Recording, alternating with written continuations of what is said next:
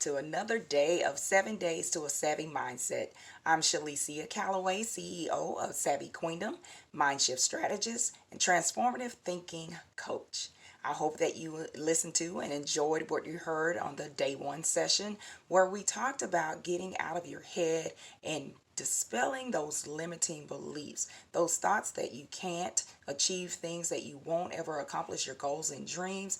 Getting those things out of your mind, whoever told you those things, spoke those things into your life, and you allowed them to plant those seeds and grow, being able to get rid of those things and move on and beyond to what is before you today, the opportunities that you have before you today.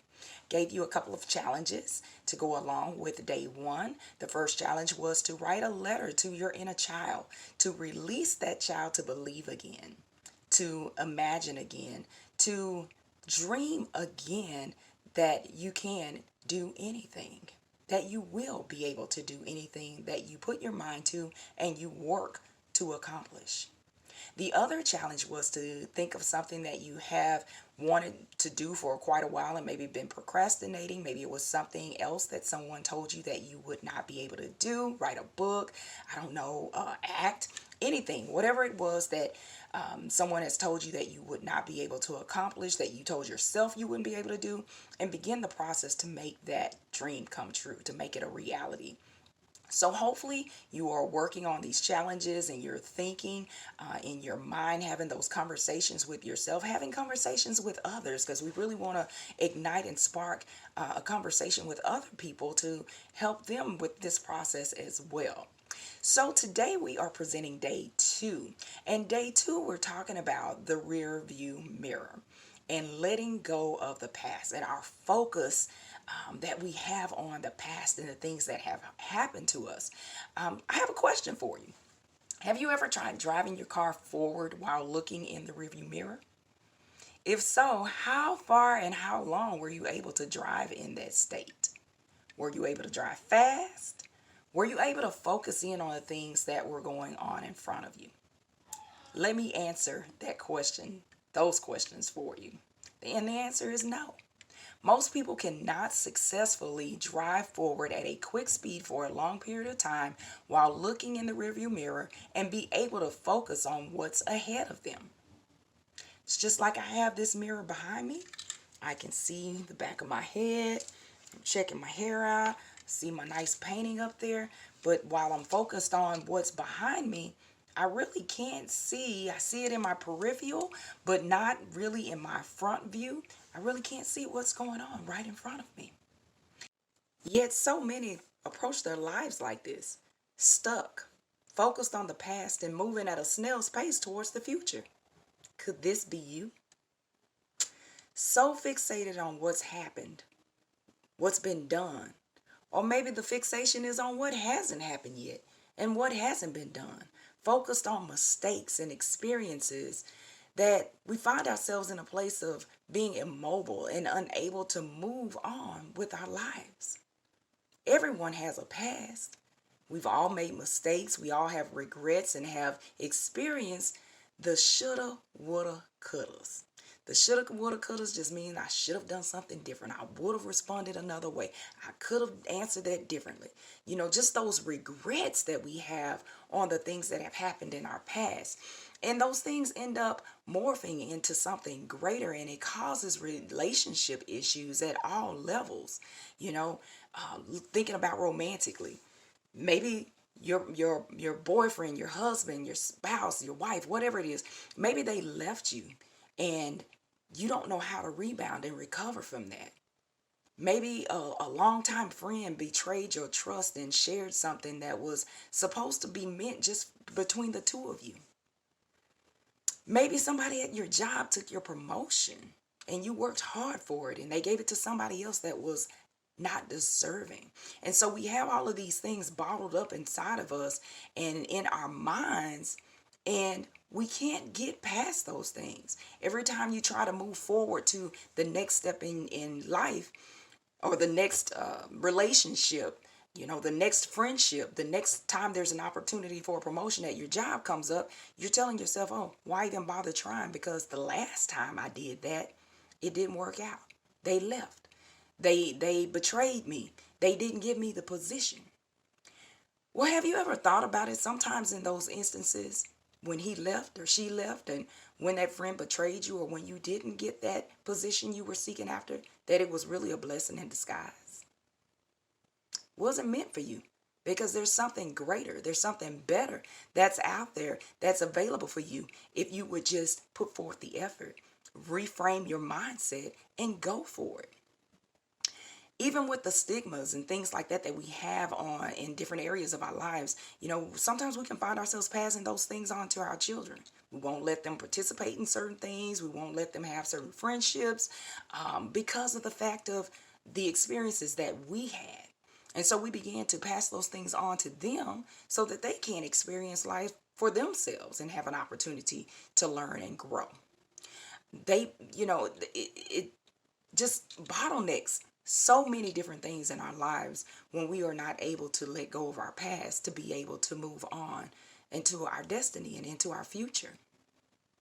So they may not ever say that they're sorry. They may not ever ask you to forgive them for what they did. Now what? If it never happens, are you going to still stay stuck in that place?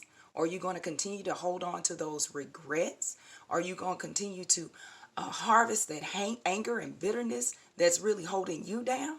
It's not holding them back. It's not keeping them down. It's hurting you. So what are you going to do? Are you going to make the decision to move on? You've got to realize that all of the things that you've gone through, it didn't crush you. It didn't kill you. You're still here today, and you still have another opportunity to make changes, to make a difference in your life and in the lives of those around you. Don't be a prisoner of your past. Don't allow the fear of change to keep you bound where you are and in the place that you're in.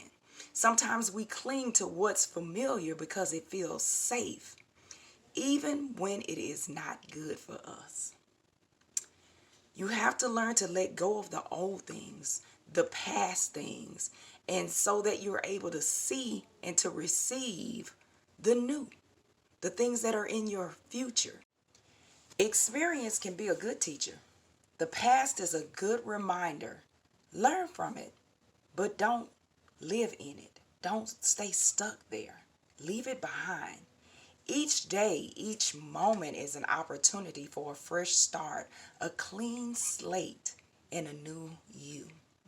So I tell you what, go get your brooms, get your dustpans, and let's get that stuff out that have been swept under the carpet, under the rugs for so many years that you thought you were hiding, that you thought that you had gotten over, but it's still there, it's still tucked away, it's still underground. Let's unearth those things. Let's dig them up and let's get rid of them. It's time to clean house. It's time to face reality and sweep the trash out. I'm reminded of something Paul said. He said, "But this one thing I do, forgetting those things which are behind and reaching forward to those things which are before, I press toward the mark for the prize of the high calling of God in Christ Jesus." His instructions were simple. Forget, reach, and press. Sometimes we have to press. It's not going to be easy all the time. It's not that we're not going to have resistance, but we have to press and push and fight our way into what it is that we want. If you can't identify with Paul, maybe you can with Erica. Erica had a song called Bag Lady several years ago, and the song was about women who were trying to begin a new life, move forward in relationships, their careers, and everything that they had going on. But the emotional baggage, all of the extra that they carried with them, wouldn't allow them to get close to anybody. It wouldn't allow them to move forward. They couldn't get things done because they were weighed down by the baggage. And so Erica's message in that song was to pack light. We didn't need to take all of this stuff from our past with us in order to have the hope that we need for our futures. To move on, she said you had to let it go. Let it go. Let it go. Let it go. And that's exactly what some of us need to do today. We need to let some things go. We have to shift our focus and focus forward, not behind. Stop looking in the rearview mirror and focus on the bigger picture that's ahead of you. Your best days are still ahead of you. So before we go, I want to give you another challenge for today's topic of the rearview mirror and letting go of the past. Our challenge today is to clean out something that you've procrastinated about, hesitated to get rid of, but really don't need or use. Clean out the trunk of your car, clean up your bedroom, your bathroom, wherever it is, whatever the location is, whatever the things are that you have just allowed things to pile up.